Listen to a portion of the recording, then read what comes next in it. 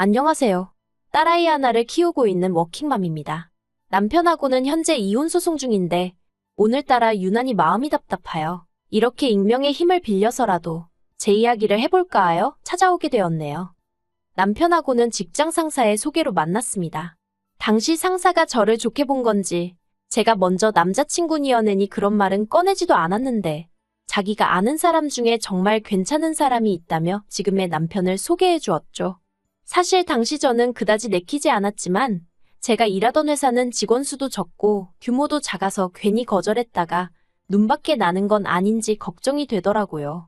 그래서 일의 연장이다 외근이다 생각하며 나갔던 자리였네요. 그런데 기대가 적었기 때문인지 먼저 나와 있던 남편은 제 기대 이상이었어요.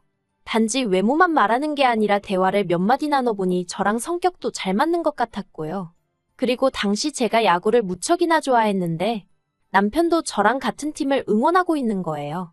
그래서 다음 야구 경기를 같이 보러 가자는 계획이 세워졌고 그렇게 데이트를 한 번 더 두 번 더 하게 되었답니다. 그리고 결국 이렇게 부부의 영까지 맺게 된 거고요.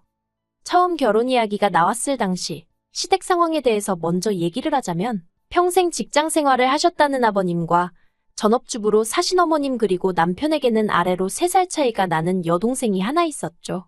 경제적으로는 이미 아버님이 은퇴를 하셨던 상황이라 연금에 의존해 생활을 하고 계셨고요. 그래서 솔직히 경제적으로 지원을 많이 받을 수가 없었어요. 그래서 제가 친정부모님께도 시댁에서 해주는 만큼만 지원해달라 말씀드렸습니다. 친정부모님께서 조금 더 해주실 수 있다 하셨지만 그건 왠지 제가 내키지가 않았거든요. 그리고 예물이나 예단 혼수 같은 건 남편과 상의하여 허례허식은 걷어내고 진행했네요. 그런데 신혼여행에서 돌아오기가 무섭게 결혼 전과는 달리 어머님 아버님 두 분 다 말 그대로 손자 타령을 하셨습니다. 결혼 전 인사를 드릴 때도 상견례 자리에서도 손자의 시옷자도 꺼낸 적 없던 분들이 갑자기 애는 언제 낳을 거냐 몇이나 낳을 거냐 하나는 외롭다 둘은 낳아야지 하며 온갖 간섭과 훈수를 두시는데 환장하겠더군요. 사실 저는 신혼을 즐기고 싶은 마음도 있었고 제 일에 대한 욕심도 있어서 아이는 조금 늦게 갖고 싶었으니까요. 그래서 남편에게 당신이 어머님 아버님한테 말 좀 잘해줘 했더니 한다는 말이 부모가 1살이라도 어릴 때 애를 가져야 애한테도 좋은 거 아니겠냐면서 남편까지 아이를 빨리 갖자는 식으로 나오는 거예요.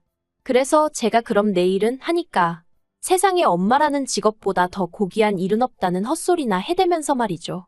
결혼 전에는 능력 있는 당당한 제가 좋다던 남자였는데 듣는데 정말 황당해서 어이가 없더라니까요. 그리고 결국 저는 결혼한 지 반년 만에 아이를 가졌습니다.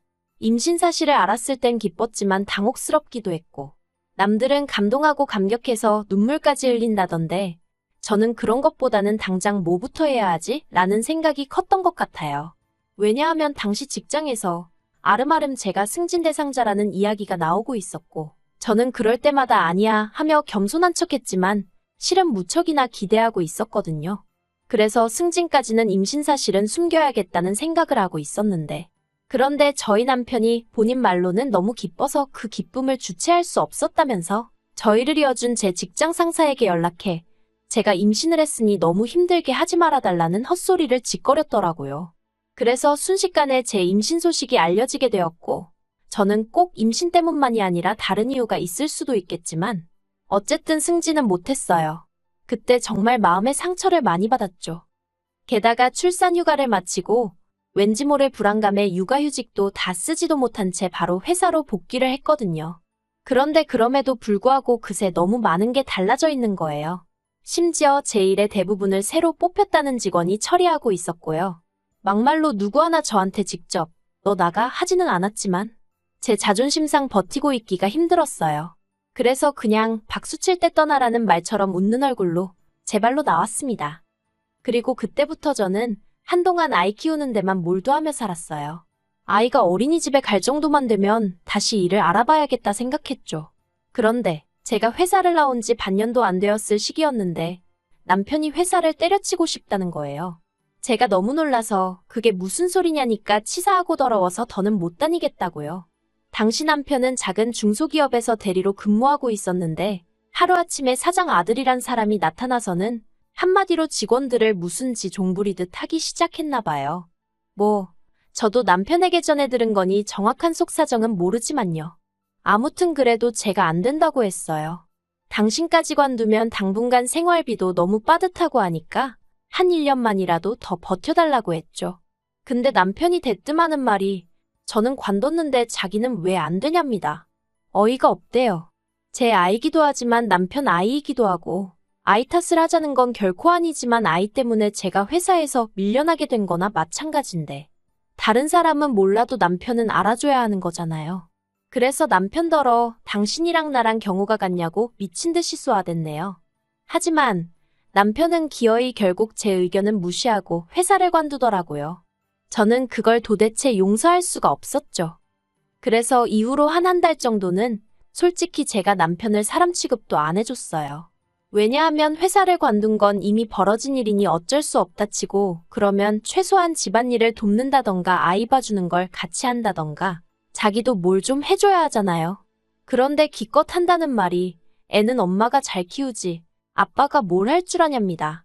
게다가 그래놓고는 이제껏 제대로 쉬어보지도 못하고 일만 했다며 재충전에 시간을 갖겠다고 하루 종일 TV만 보고 있거나 잠만 자거나 그러는데 그 꼴을 보고 있으니 정말 우라가 치밀더라고요. 그래서 결국 남편한테는 이혼 서류 한 장만 남겨놓고 아이를 데리고 친정으로 내려갔습니다. 막말로 친정아버지가 그래도 당신 사업을 하시니 그거라도 도우면서 살면 굶어 죽기야 하겠냐 싶었거든요. 하지만 얼마 지나지 않아 남편이 바로 뒤쫓아왔고 그렇게 친정부모님이 저희 부부 사이에 벌어지고 있던 일을 모두 알게 되셨습니다. 친정부모님은 남편더러 너무 실망이라며 그렇게 멋대로 살 거면 혼자 살지 결혼은 왜 했느냐고 남편을 나무라셨어요. 혼자 먹고 살래도 돈은 벌어야 하지 않냐며 그걸로 생색을 내는 게 한 집안의 가장이란 사람이 할 짓이냐 하시면서요. 그리고는 급기야 친정아버지께서 남편더러 한 달 내로 직장을 구해라 그러지 않으면 무슨 수를 써서라도 이혼을 시키겠다고 엄포를 놓으시대요. 그리고 남편은 친정아버지의 불호령 덕분인지 아니면 정말 정신을 차린 건지 2주 만에 일자리를 구했습니다. 집에서 멀지 않은 곳에 있는 공장에서 3교대로 일하는 것이었죠. 남편은 자기 할 일만 정신 차리고 하면 되니까 오히려 사무직보다 나은 것 같다며 제 예상과는 달리 만족하며 다니는 듯했어요. 하지만 남편의 스케줄이 소위 9시부터 6시까지가 아니라 하루는 날밤 새고 하루는 안 나가는 시기다 보니 육아에 있어서는 제가 더 힘들어졌던 게 사실입니다. 그래도 모든 게 제 입맛에 맞을 수는 없다고 생각하고 어떻게든 좋은 쪽으로 생각하려고 했죠. 그리고 어느덧 아이가 3살이 되던 시기에 대학교 때부터 친하게 지내던 언니한테 연락이 왔어요. 언니가 요새 어떻게 지내냐, 어디 다니는 데는 있냐 그런 걸 묻더니 혹시 집에서도 할 수 있는 일인데 한번 해볼 거냐고 묻더라고요. 그리고 들어보니 제가 전에 직장에서 하던 일하고 비슷한 일인 거예요. 그래서 당연히 하겠다고 했죠. 그래서 내친 김에 아이는 어린이집에 보내기 시작했고 저는 저대로 재택근무로 일을 시작했네요. 그리고 그때부터 저희 가족에게도 나름의 안정된 시기가 찾아온 듯 했습니다. 1년 후에는 살던 집을 팔고 대출을 조금 받아서 이사도 했어요. 원래 살던 동네를 벗어난 건 아니었지만 빌라에서 나름 브랜드 아파트로 이사를 했으니 저는 나름대로 이 정도면 남부럽지 않게 살고 있는 거 아닌가 하는 생각까지 했죠. 그런데 그 무렵 전혀 예상치 못한 소식을 듣게 되었습니다. 신우가 재혼을 하기로 했다는 거예요. 사실 신우는 남편과 제가 결혼할 때 이미 이혼을 한 상황이었어요. 비록 남편보다 나이는 어렸지만 대학을 졸업하기가 무섭게 바로 시집을 갔다가 남자 쪽이 너무 무능해서 아이만 데리고 나왔다고 들었네요. 이후로 시댁에서 시부모님과 함께 살았고요. 그리고 신우에 대한 제 감정은 좋을 것도 나쁠 것도 없었습니다. 같은 여자로서 젊은 나이에 혼자 애 키우고 사는 걸 보니 안쓰럽기도 했고 또 남편 여동생이기도 했으니까 딱한 마음도 있었고요. 하지만 그렇다고 신우가 성격이 언니하며 살가운 편도 아니었고 저 또한 쉽게 곁을 내주는 타입도 아니다 보니 서로 특별한 감정을 가질 이유가 없었달까요? 하지만 그런 제 기분과는 별개로 어쨌든 신우가 좋은 짝을 만나 결혼을 하기로 했다니 참으로 다행이다 싶대요. 그런데 어머님께서 하시는 말씀이 그 남자 쪽은 초혼이고 신우는 재혼인데 거기다 애까지 딸렸지 않냐면서 그래서 뭐라도 좀 해서 보낼까 하신다는 겁니다. 그리고 제가 거기다 대고 이러쿵저러쿵 할 말이 없었죠. 제가 남자 쪽 부모라도 신우의 상황이 부담스러운 건 사실이었으니까요. 그래서 뭘 해서 보내신단 거냐고 물었더니 일단 집을 팔고 이사를 하실 거래요. 두 분이 사시는데 불편하지 않은 정도로요. 그래서 저는 속으로 돈을 해주려고 그러시는구나 싶었습니다. 그리고 불현듯 제가 남편과 결혼할 때가 떠올랐어요. 우리 때는 얼마 안 해주셨는데 신우는 초혼도 아니고 재혼인데 얼마나 해주시려는 걸까 하는 좀 유치하고 한심한 생각이 들대요. 하지만 뭐 어머님 재산이고 어머님한테 신우가 어쨌든 아픈 손가락인 걸 알고 있었으니 그런 쓸데없는 소리는 당연히 안 했죠. 그런데 어머님이 이어 말씀하시기를 문제는 시조카를 데리고 살려면 못해도 방이 2개는 있는 집으로 이사를 해야 하는데 그런 집은 매물이 많지도 않고 그리고 사실 시조카를 봐주시는 게 이제 힘에 부친다면서. 그리고 이때 저는 왜 나한테 이런 말씀을 하시는 거지 싶으면서 설마 싶고 불안하더라고요. 그리고 노래 가사처럼 슬픈 예감은 틀리지가 않았어요. 어머님께서 이제 저희가 시조카를 좀 맡아주면 안 되냐고 하셨거든요. 저는 당연히 안 된다고 했어요. 막말로 며칠도 부담스러운데 어머님 말씀대로면 언제까지가 될지 기약이 없는 거였으니까요. 그래서 제가 그 남자 쪽에서 시조카 존재를 모르냐니까 안답니다. 아는데 시조카도 신우랑 재혼할 남자를 불편해하고 남자 쪽에서도 애까지 같이 사는 건 내켜하지 않는 눈치라나요. 그리고 신우가 어머님더러 그러더랍니다. 과거는 있고 다른 여자들처럼 알콩달콩 신혼도 즐겨보고 싶고 그렇다고요. 아니 아무리 그래도 그렇지 과거를 잊는 건 그렇다 쳐도 애를 어디 남의 집에다 맡길 생각을 해가면서 신혼 타령인 건지 이해가 안 되는 거예요. 그래서 어머님더러 신우 마음도 모르는 건 아니지만 저는 시조카를 봐줄 형편도 상황도 안 된다고 죄송하다고 했네요. 그러자 어머님께서는 너무 서운하다 하시더니 네 언니네 애들은 툭하면 놀러를 온다면서 그러는 거 아니랍니다. 황당했어요. 언니네 애들은 고등학생으로 딱 2번 놀러 왔었는데 그건 제가 사는 지역에 바닷가가 있거든요.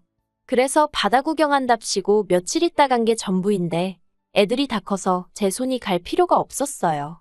밥도 자기들끼리 계란 후라이 하나에서 먹고 오히려 제가 피곤해 보이면 자기들이 나서서 청소도 하고 저희 애도 봐주고 솔직히 힘들긴커녕 도움을 받았는걸요.